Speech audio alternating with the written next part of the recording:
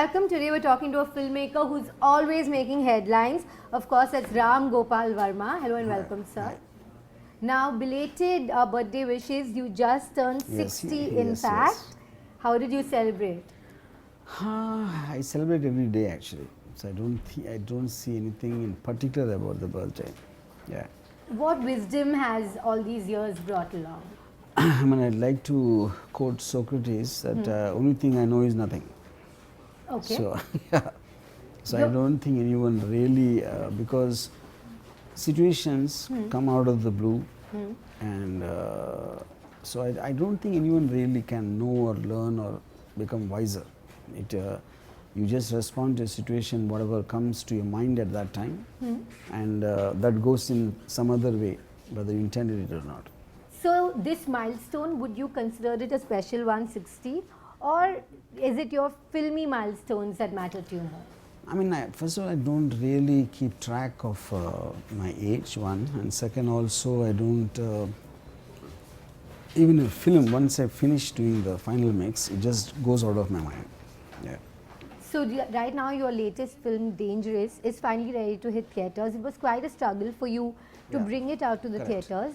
Tell me about how did you finally manage for exhibitors to show it? I mean, see, obviously, I mean, it's understandably they were kind of little concerned in terms of how people will react to this kind, though the Supreme Court had repealed the section. I think it will take a long time because society doesn't talk about certain things very out in the open. So they also have families, the exhibitors, and the corporate people will have some issues like, you know, in the because they are the public perception, they're very sensitive to that. So I think we managed to make some inroads into it. Yeah. You know, you have a keen grip on the pulse of what works. You have very astute insights also. As you've said, you know, the commercial films are doing well, these mass entertainers. Yeah. What is keeping you from entering that arena? I mean, you can't say that. You know, so commercial films are doing well at the same time. Something as non-commercial as Kashmir Files also has done extraordinary business. If you look at KGF 2 and Kashmir Files, I think they're at complete opposite ends of the spectrum. So it only proves that any kind of film will work. And then, of course, you can't know till the release. No matter who it is, he will intend to make the film which he thinks will work. But most of them don't. So I think if Vivek Agnihotri knows how to make such a big hit, why didn't he do it before?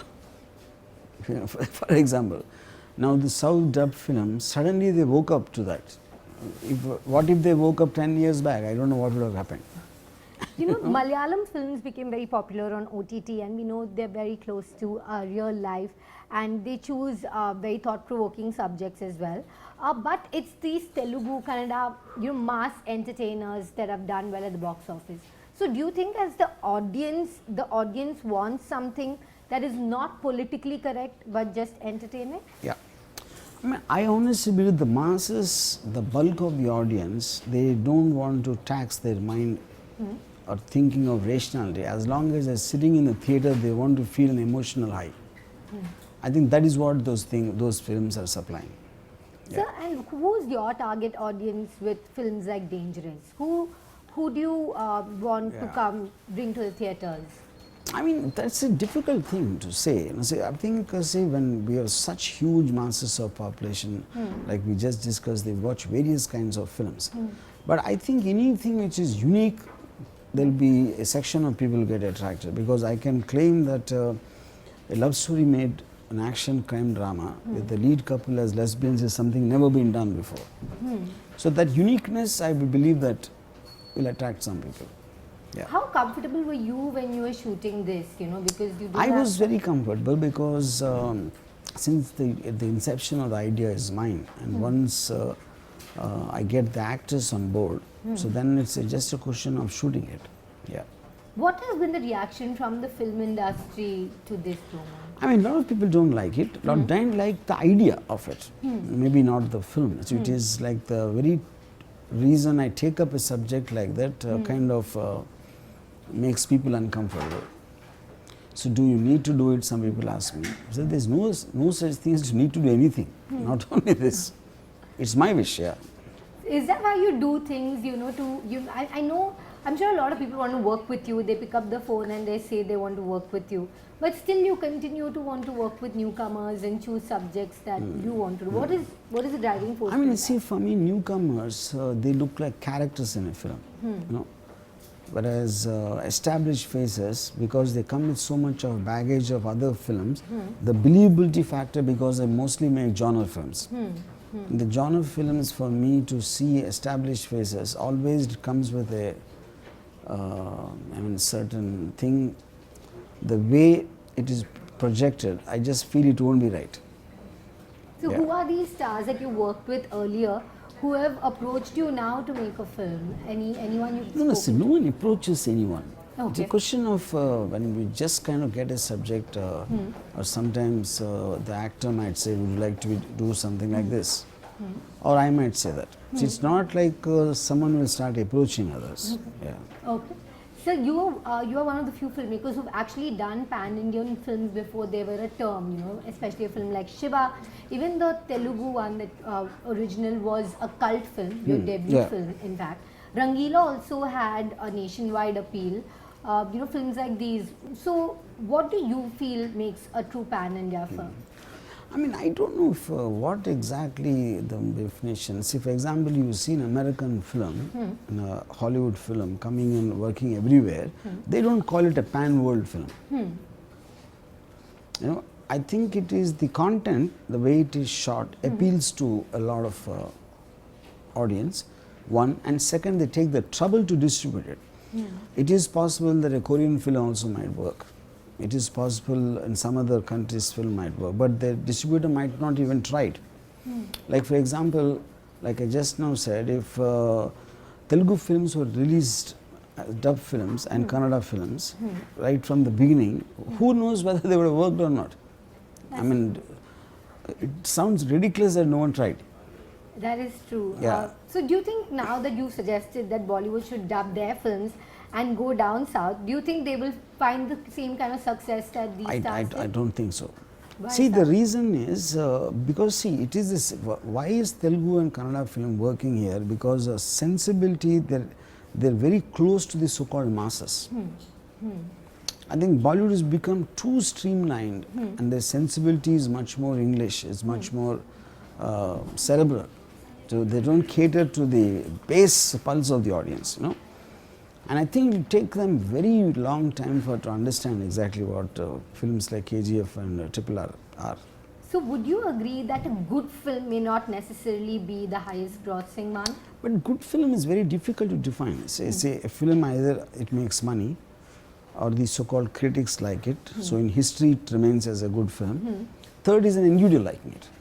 So an individual is anybody's guess. So what is a good film is for you might not be for me. So how do you define it? So in your filmography, what is a good film according to you? I mean, see, for me as a filmmaker, because a film is made on a series of decisions you take over a long period of time. So by the time I reach the end, I doubt even I will have any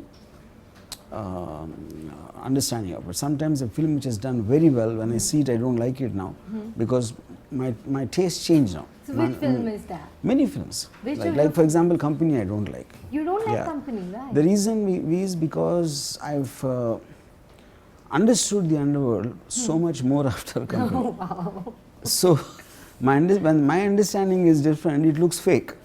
Yeah. But a person who doesn't know it, so everyone will have a different perception of whatever they experience, whether it's a film or anything for that matter.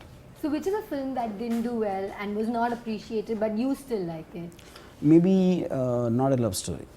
All Where I right. did it on the Maria Susiraj case, yeah. But which is the film that is closest to you? There's Shanak Shanam, there is Shiva, there is Satya, Rangila. Which would be the closest to you? I would think both Rangila and Satya. These are two films. Yeah. Would you ever consider re-releasing them now? See, they are done on film at a certain time, and film as in print. So I think them to be released now in terms of the technical quality, because we cannot forget it's only 25 years back, you know. I don't think it'll appeal. You'll be able to scale it to And they need also a lot of work, like for example the did it Godfather, releasing 50 years later, you know. It is an idea, but it's worth thinking over. Yeah. All right, I'll take credit for it if you do that for sure, sir. OTT platforms are, wide open. Now you have your own OTT platform, that's Spark OTT. What about the other giants? Do they give tough competition to you? I mean, competition will always be there with or without OTT. I think if there are so many players catering to so many different kinds of audiences, the competition is bound to be there. So, will you be signing on to one of these giants? Because I'm sure they've already approached you. I mean, I already finished a series for MX Player, which is streaming. Yeah, I mean, MX Player it is an MX Player original. Yeah, which I made for them. A thriller series that you've made for them. Yes, I've heard with Dahanam. Yes. I'm looking forward to that one for sure, sir. So recently, just this morning, in fact, Yash has turned down a multi-crore deal apparently for Gutka, and he said that. And Akshay Kumar as well has stepped away from a Pan Masala brand. Last year we saw Big B as well dissociate himself. What do you think is the responsibility of stars in this era when it comes to brand endorsement? I mean, I really think it's a personal choice. At the end of the day, anyone has the, depending on their sensibility and how seriously they take themselves and how worried they are about how they will be perceived by their fan bases and in general the people. I think it's a very person-to-person choice. So what responsibility do you feel with a film like Dangerous? Which features? I don't feel any responsibility for anything. You don't feel any responsibility? I just make what I want to make, and if people see it, fine. They don't see it, also fine. Okay, I love that attitude. Continue to remain yourself, sir, carefree as always. Thank you so much. Thank you.